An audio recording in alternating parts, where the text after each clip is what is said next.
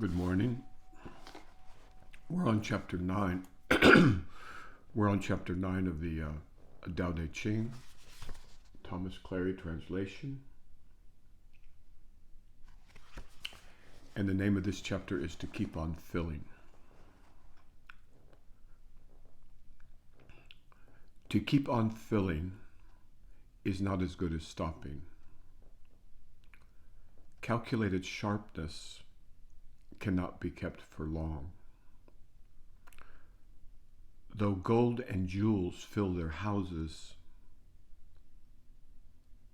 no one can keep them. When the rich upper classes are haughty, their legacy indicts them. When one's work is accomplished honorably, to retire is the way of heaven. Once more. To keep on filling is not as good as stopping. Calculated sharpness cannot be held for long. Though gold and jewels fill their houses, no one can keep them. When rich upper classes are haughty, their legacy indicts them. When one's work is accomplished honorably, to retire is the way of heaven. This chapter is basically a guide for living in a very concrete sense, and it speaks to the middle way, or the way of the Buddha, or the aphorism, nothing to extremes. So to keep on filling is not as good as stopping means that you can keep eating, you can keep doing whatever it is you might be doing. You can keep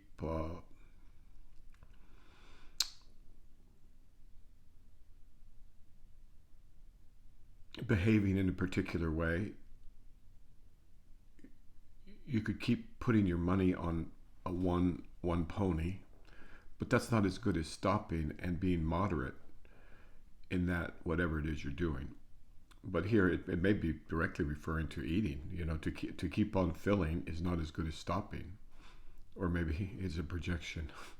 Okay. Calculated sharpness cannot be kept for long. So if you sharpen a blade too sharp, you make the edge too fine, you can't keep that edge like that for very long. It's too fragile and it dulls. And here it's just the metaphor. Calculated sharpness cannot be kept for long. To go to the extreme in that will mean that you cannot maintain it. Though gold and jewels fill their houses, no one can keep them. So again, just a guide for living. You can accumulate all the gold and jewels and fancy furniture and objects that you can into your house, but you can't keep it for many reasons. I hope they're obvious, but one of the reasons is that everybody dies. But beyond that, there's always trouble when someone becomes obsessed with collecting objects. It's also a lot of maintenance, frankly. And then there's things like thieves, and then there's things like other envy and jealousy, and so you create your world. You make a world that's not very stable. When the rich upper classes are haughty, their legacy indicts them. Yeah, I mean, what can you say when you have rich people that are haughty because they're rich? Invariably, their legacy indicts them. There's a saying, an old saying, behind every great fortune is a great crime. I'll leave it to you to decide whether or not that's true or not. When one's work is accomplished honorably, to retire is the way of heaven. Yes, if you've done your work honorably, you've lived a decent, honorable life, you've done your part. When you're done, to retire is the way of heaven. You can stop. You don't have to work yourself to the bone in your old age. But also it means that on a daily basis as well, if you do your work honorably during the day, then when you go home, it's fine, it's good to retire, to rest, to retreat, to replenish. That's the way of heaven. So number 9 is really just a very quick kind of Buddhist guide to living in moderation. Now we go to chapter 10, which is more difficult and more rewarding. Chapter 10. It's called Carrying Vitality and Consciousness.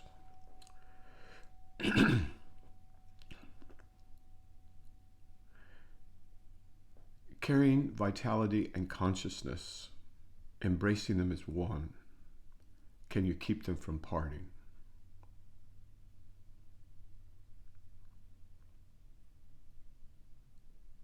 Concentrating energy, making it supple, can you be like an infant?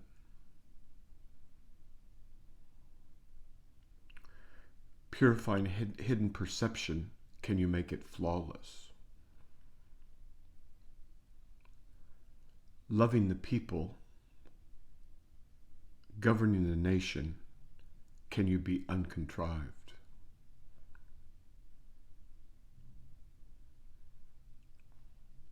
As the gate of heaven open and closes, can you be uncontrived?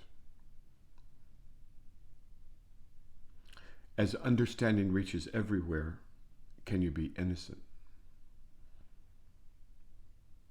Producing and developing, producing without possessing, doing without presuming, growing without domineering, this is called mysterious power. One more time.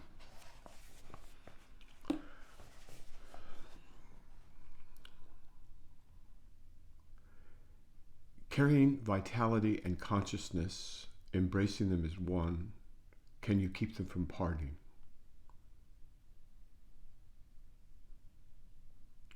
Concentrating energy, making it supple, can you be like an infant?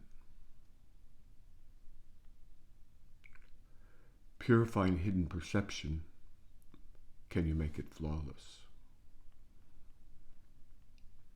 Loving the people, governing the nation, can you be uncontrived? As the gate of heaven opens and closes, can you be impassive? As understanding reaches everywhere, can you be innocent? Producing and developing, producing without possessing, doing without presuming, growing without domineering, this is called mysterious power. Okay, now this one's going to be more difficult. So let's start with the first sentence. Carrying vitality and consciousness, embracing them as one, can you keep them from parting?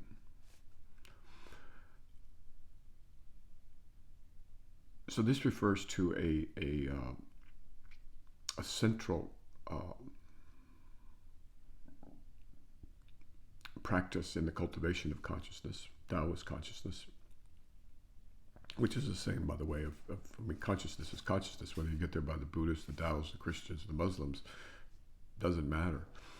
So carrying vitality and consciousness, can you carry the life force and consciousness, embracing them as one, can you keep them from parting? So this, as a practical matter, refers to being able to not leak your energy everywhere.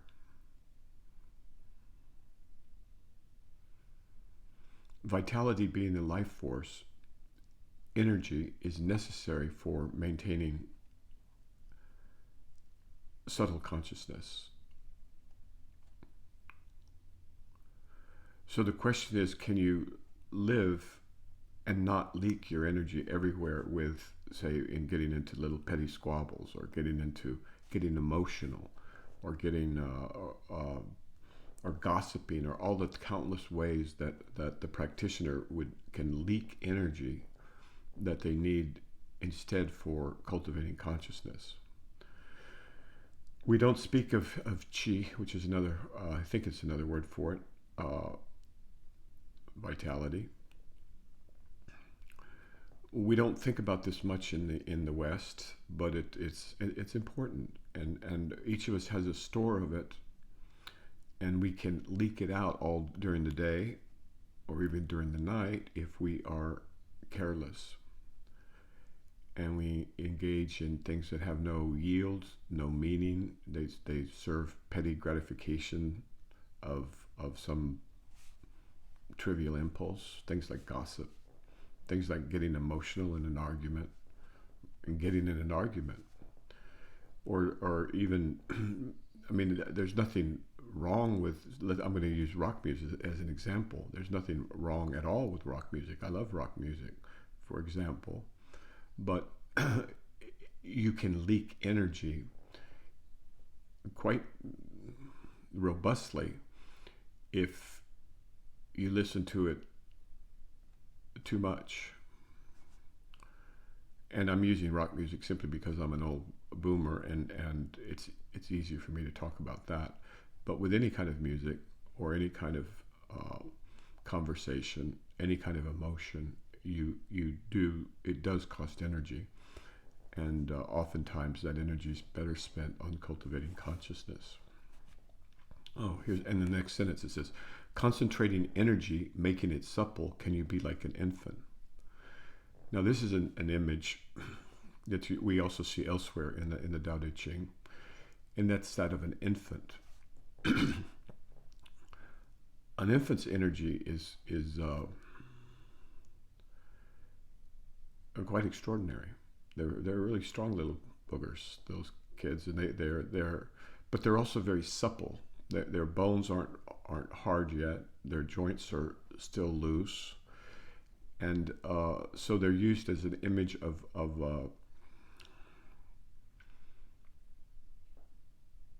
healthy energy. So as you concentrate your energy, as you don't leak it and you cultivate it, it advises here to keep it supple. That this is very important, to keep it loose enough to where you can flex with whatever comes. And can you be like an infant? When you think about an infant's little arms, they're so strong, but they're so flexible, and they're also so loose. When they fall asleep, they just boom.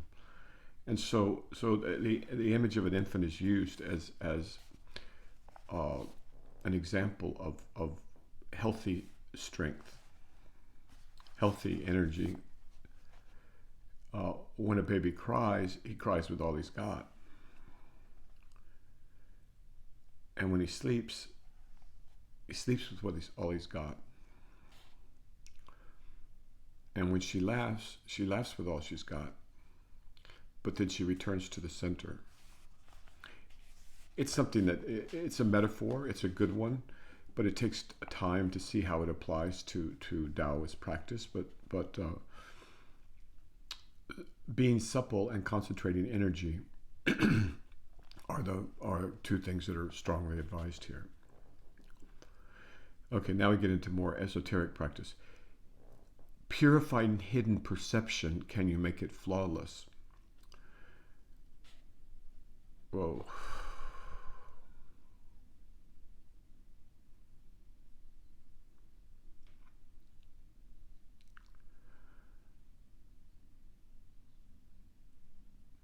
To perceive the valley spirit undying, that metaphor for the open, aware, unbounded primary consciousness, to hang around in that consciousness requires, by metaphor, it requires a lens to look through. It doesn't actually require anything like that, but the metaphor that's often used in Taoism and in Buddhism and in other traditions is that of a mirror. They call it the mirror awareness because it just reflects what's there. And that metaphor gave me trouble for the longest time. But basically, a mirror that is completely clean, that doesn't have any gunk on it, that isn't twisted and distorted, can reflect reality perfectly. We could say mirror, we could say lens. So purifying hidden perception, can you make it flawless? Can you make the surface of that mirror without any flaws, without any dust on it, without any gunk on it, without any bias in it, without any tint to it, without any distortions in its surface? Can you perceive flawlessly, because what you're going to see is completely flawless, and you don't want to add distortions to that. Roughly, again, let me say, I'm giving a brief introduction to this text, hoping that people will get, in particular, this translation. Thomas Cleary was an enlightened translator. That's very, very rare. And study it themselves, and you can do this profitably for decades without wasting your time. But so this is just a beginning. So purifying hidden perception, can you make it flawless? So that's an individual practitioner. Now we go to the governments, and the Tao Te Ching deals with at many different levels. Loving the people, governing the nation, can you be uncontrived? Loving the people, governing the nation, can you be uncontrived? Again, this word uncontrived and without contention. These are hallmarks of Taoist practice. The notion that there's no need to contrive anything, the way Mother Nature does not contrive anything. Everything is as it is. There's no contrivance in nature, and there should be no contrivance among humans. And loving the people is our natural state. Love is another name, and a very accurate name for truth, love with a capital L. And it's an accurate name for God, or for the way, or for Allah, and all the other names we give to the same essence, which both creates and governs the universe. So, loving the people, governing the nation, can you be uncontrived? All right, next line. As the gate of heaven opens and closes, can you be impassive?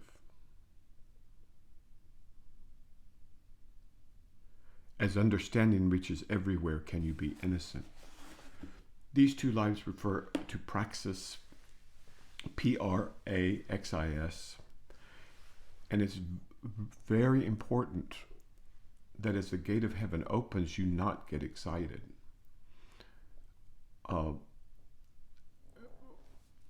When the doors of perception open, or when the veil is being lifted, or when you're coming in touch with the source, there's a tendency, because it's so beautiful, unspeakably beautiful, that there's a tendency to want to get excited, and that blocks it. So any emotion,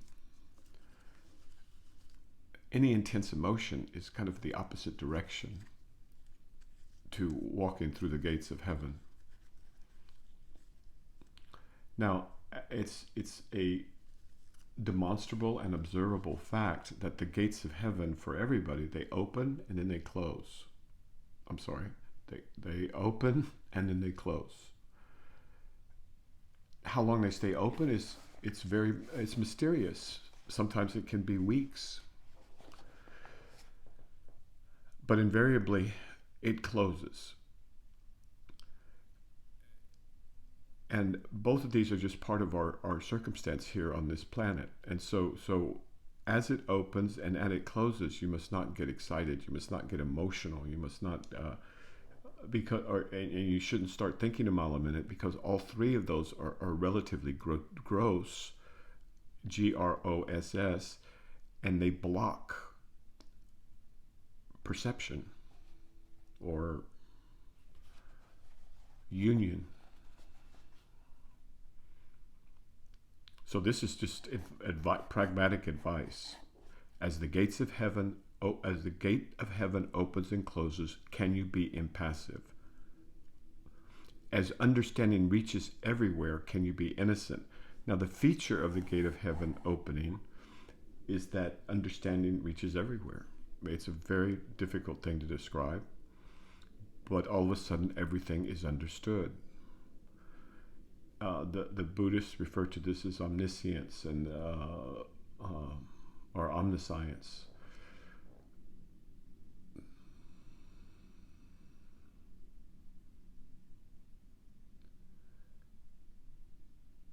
It's as if once you understand this one thing, you understand everything.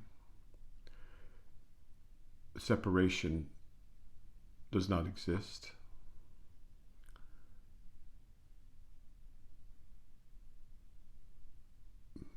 Blazing light comes to mind, but it's clear light. In Nagualismo, they talk about the being consumed by the fire within. And I'm sure I know there's many other metaphors for this. But as understanding reaches everywhere, can you be innocent? Can you not add your 2 bits into this? No, truth does not need your opinion. The last thing you need in the face of truth or in the ocean of truth is an opinion or even a thought. And so this is just warning or cautioning you. As the gate of heaven opens and closes, can you be impassive? As understanding reaches everywhere, can you be innocent? So should the gate of heaven open on you, you don't need to do anything. Just be there.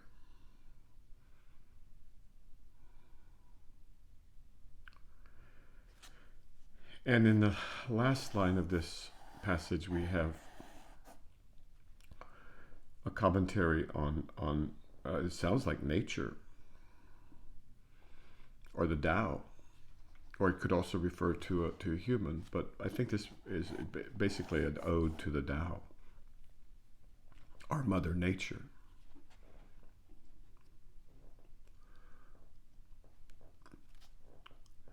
So we can look outside at a simple forest or just a simple landscape, any landscape, that man has not managed to mangle too much. And what we would see is something like this.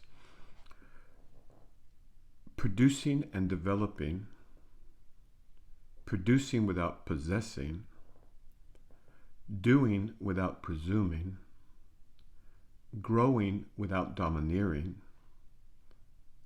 This is called mysterious power. So in one way, you could see this as a description of how the Tao operates. It produces and it develops. It produces without possessing. It does without presuming or presumption. It grows without domineering. And this is indeed mysterious power. Or we could see this as the Tao becomes a synonym of God, right? But also, to a large extent, nature. And so nature produces and develops without possessiveness. It does it without presumption. It does it without domineering. And this is called mysterious power. So let me just, with regard to the not domineering, let's say a plant were to dominate a particular piece of a jungle, let's say. Let's say a particular vine decided, you know something, I want to take over this whole part of the jungle. So it chokes out all the trees, let's say in an acre. What happens next? Well, the trees don't get any light, and the vines have nothing to grow on, and they have no food, and so they die out. And so the same thing's true with a tree. If it were to dominate the landscape entirely itself, it would soon find itself in an environment in which it could not survive, because diversity of organic life is a feature of the way. Okay, now this is extremely difficult because these are meant for contemplation. I gave maybe one aspect of their interpretation, and there are many, many, many other ones. Some of these points about praxis, concentrating energy, making it supple, purifying hidden perception, uncontrivance or non-contrivance, being impassive as the gate of heaven opens and closes. These are very deep and profound pointers for enlightenment practices. And so I offer this very abbreviated intro, again in the hope that it provides something for someone somewhere, but in addition that people will pick up the book. It's only 82 pages, and study these, especially young people, because this is the kind of book you can have with you for a lifetime, and it does nothing but add to your life. Okay, thank you for listening.